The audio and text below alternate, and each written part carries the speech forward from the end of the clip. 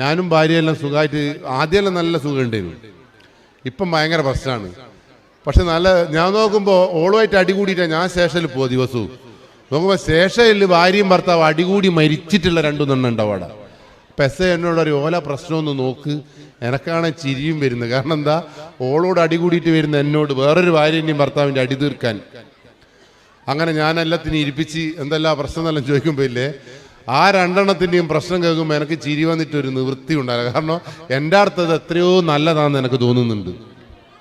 കാരണം നമ്മൾ മറ്റോലെ കാണുമ്പോൾ മാത്രമാണ് നമ്മളോടുള്ള എത്ര നല്ലതാണെന്ന് തോന്നുന്നു. നമ്മളെല്ലാവരും കൂടി ഇങ്ങനെ ഇരിക്കുമ്പോൾ നമ്മൾ വിചാരിക്കും ചെറുവിരലിൻ്റെ അറ്റത്തുള്ള തരിപ്പ് ഭയങ്കര എന്ന് പറഞ്ഞ് ഇങ്ങനെല്ലാം പിടിച്ചിരിക്കുമ്പോൾ ഇല്ലേ, അങ്ങോട്ടത്തോട് പറയുന്നത് എനിക്ക് മൊത്തം തരിപ്പാന്ന് പറയുമ്പോൾ ഉണ്ടാവുമല്ലോ, നിങ്ങളെ കൈ ശരിക്കും ഇളകുന്ന പോലെ നിങ്ങൾക്ക് തോന്നും. ഈ തരിപ്പിനെ കുറിച്ചെല്ലാം എല്ലാവരോടും പറയണം. അങ്ങനെ പറയുമ്പോഴാണ് മറ്റവൻ്റെ തരിപ്പ് എന്താണെന്ന് തിരിയുള്ളൂ. അപ്പോൾ നമ്മളൊന്നും പറയാണ്ട് ഇത് വലിയ ഭീകരനായിട്ട് ഇങ്ങനെ നടക്കുമ്പോൾ ഇല്ലേ, നമുക്ക് വലിയ വലിയ പ്രശ്നങ്ങളായിട്ടും. ആ കൂട്ടായ്മകളാണ് ഈ വേദനകളിൽ നിന്ന് റിലാക്സ് ചെയ്യാനുള്ള ഏറ്റവും നല്ല മാർഗം. നമ്മളെ കുട്ടികളൊക്കെ ഇങ്ങനെ പരസ്പരം കൂടണം, പരസ്പരം അവർ സംസാരിക്കണം. അങ്ങനെ പരസ്പരം സംസാരിക്കുകയും കൂടുകയും ചെയ്യുന്ന ഒരു കുട്ടിയും ഈ ലോകത്ത് ചതിക്കപ്പെട്ടിട്ടില്ല.